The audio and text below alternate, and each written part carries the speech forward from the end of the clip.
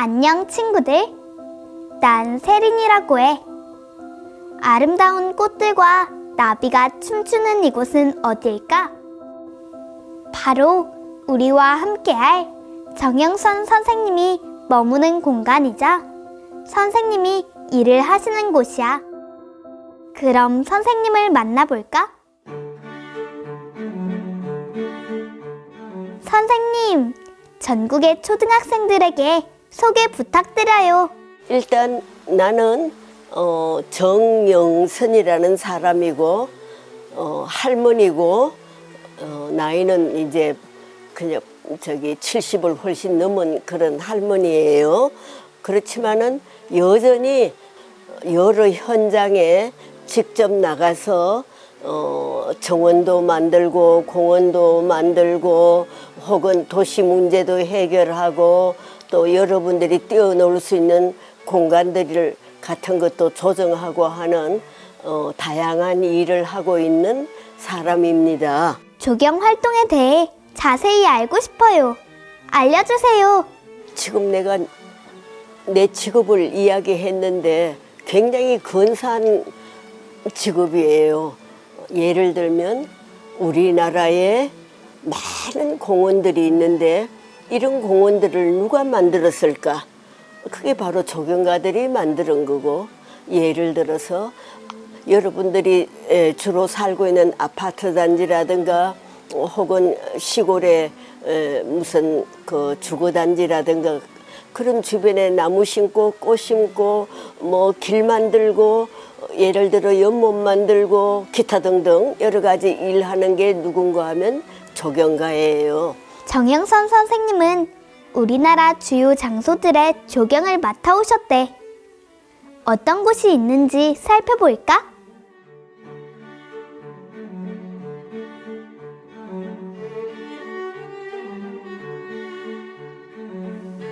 정말 대단하지?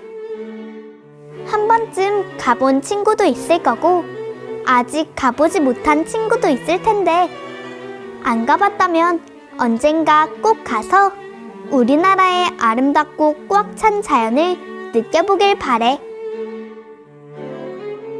선생님, 우리나라를 대표하는 장소에 꽃과 나무를 직접 심으셨잖아요. 선생님이 사는 양평 정원도 직접 다 만드신 거예요?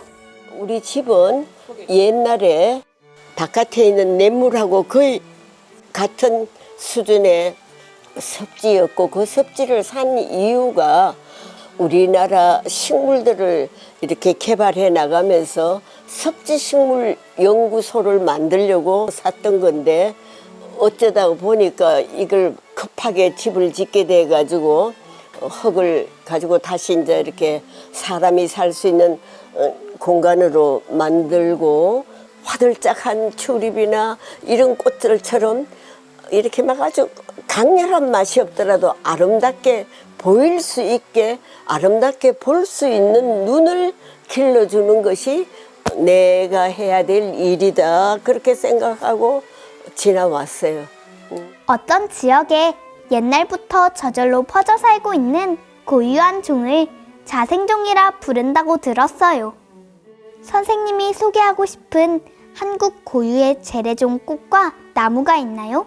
내가 제일 좋아하는 꽃 중에 하나가 미나리아제비라는 건데 지금 여름 지나가지고 다 꽃이 졌지만 여기가 전부 미나리아제비 밭인데 그 서울식물원에 가도 미나리아제비를 쫙 심어놨고 여기저기 내가 굉장히 좋아하는데 왜 미나리아제비냐 하필 이름이 미나리 이파리하고 닮았다고 해서 미나리아제비야.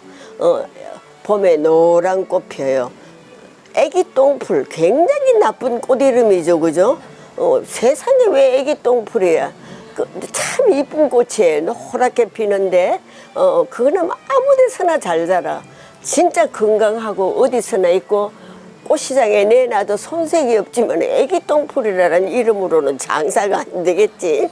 왜 애기 똥풀이냐? 애기가 눈동처럼 아주 건강하게 건강한 색깔이다 이거지. 그 그 꽃이 안 이뻐서 그런 게 아니라 아주 예쁜 애기 똥처럼 예쁜 색이다 이렇게 봐야 돼. 나쁜 뜻은 아니에요. 또 어떤 게 있겠나. 참 이쁜 거 많은데 큰 산 꼬리풀 지금 우리 집이 지금 제일 많은 건데 이렇게 아니 저 파란색 올라오는 거 이거는 꽃이 꼬리처럼 생긴데 꼬리가 있다고 해서 있는데 큰 산에 자라니까 큰 산 꼬리풀. 근데 그 원예종이 이제 구라파에서 나온 거 위에 가면 있는데 그건 요만해. 진짜 꼬리풀 아니야. 너무너무 재미없어. 내가 취미로 갖다 놨지만 아니더라고요. 그 다음에 청꽃나무라는 것도 굉장히 이게 꽃이 이렇게 나무가 자라면서 청청이 피니까 청꽃나무라고 그랬고 할미꽃이 이제 천천히 이제 꽃이 지고 난 다음에 씨앗이 날아가고 해가 우리 집에 여기저기 지금 있어요. 왜 할미꽃이라고 했는가 하면 꽃은 참 우아해. 하얀 솜털처럼 털이 있으면서도 진자주새 꽃이 피는데 그게 예컨대 꽃이 이렇게 수그러져요. 그래서 꼬부랑 할머니처럼 우리 시골의 할머니들이 뭐 나도 꼬불꼬불 하지만 이렇게 허리 굽은 할머니처럼 생겼다고 할미꽃이라고 그런 이름이 붙어서 그래요. 돌단풍이라는 그 바닷가나 그 큰 하천가에 바위가 있다면 그 바위 틈에 돌단풍이 자라요. 그냥 이런 잔디밭이나 맨 땅에 자라는 게 아니라 그 큰 산에 혹은 강가에 이렇게 바위가 있으면 바위 틈에서 자라는데 그게 꼭 돌 사이에 진짜 예쁜 단풍이 피었다고 해서 돌단풍 이런 식의 이름이 나와 있어요. 선생님, 이렇게 한국성이 담긴 재래종 식물의 아름다움을 잘 보존하는 게 우리 어린이들에게 왜 중요한가요? 내가 이번 봄에 환경 문제에서 제일 중요한 게 그 벌과 나비가 없어진다는 흰나비 이게 자꾸 없어진다고 외국에서 지금 난리도 아니잖아요. 그래서 그런지 올해따라 유난히 작년부터 흰나비가 줄어든데 흰나비가 우리 집에 그냥 가득히 앉고 벌이 그냥 내가 온 사방에 물릴 정도였는데 한 마리도 지금 벌이 안 와. 나 막 울고 싶어요.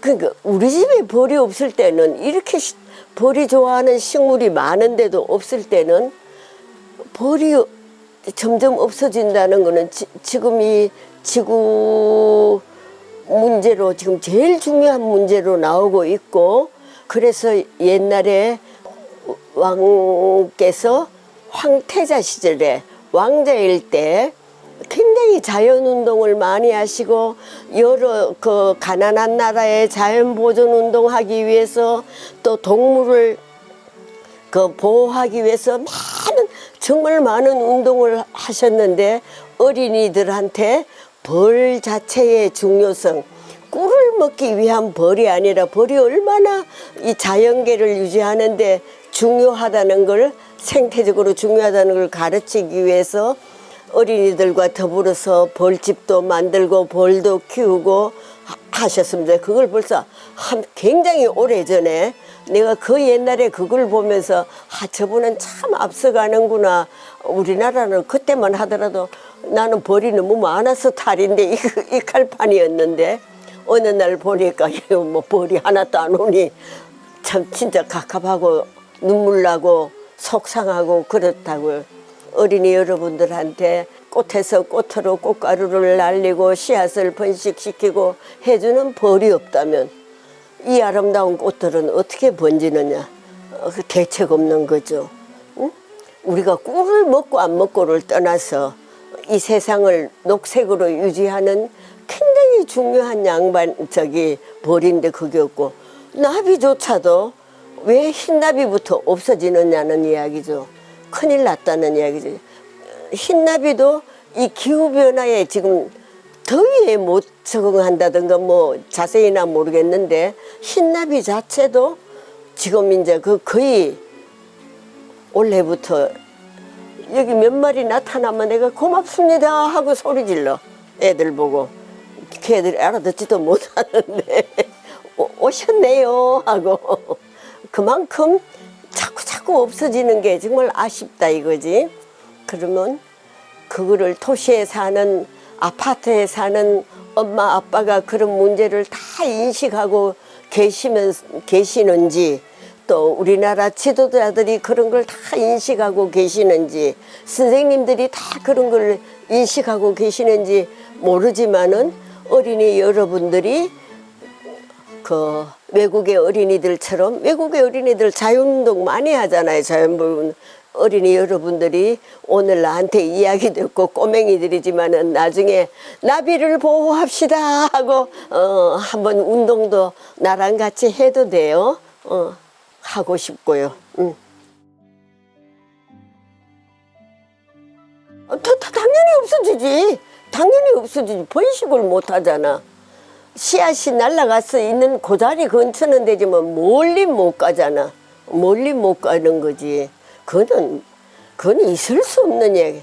그냥 새들이 물어나르고 나비가 물어나르고 벌이 옮기고 해야지. 어떻게? 그 큰일 날 이야기죠. 이렇게 아름다운 한국 자생종을 지키려면 우리도 환경을 위해 노력해야겠지. 정영선 선생님은 예쁘게 심는 것이 중요한 게 아니라 자연과 식물에 대하는 태도가 중요하다고 생각하신대. 자세히 보아야 예쁜 식물에 우리도 관심을 갖고 환경 보호를 위해 열심히 노력하자. 오늘부터 쓰레기를 줍고 일회용품 사용도 줄이고 자연을 위한 작은 실천을 해보는 건 어떨까? 절약하고 재활용을 하는 것도 좋을 것 같아. 그럼 다음 시간에 만나. 안녕!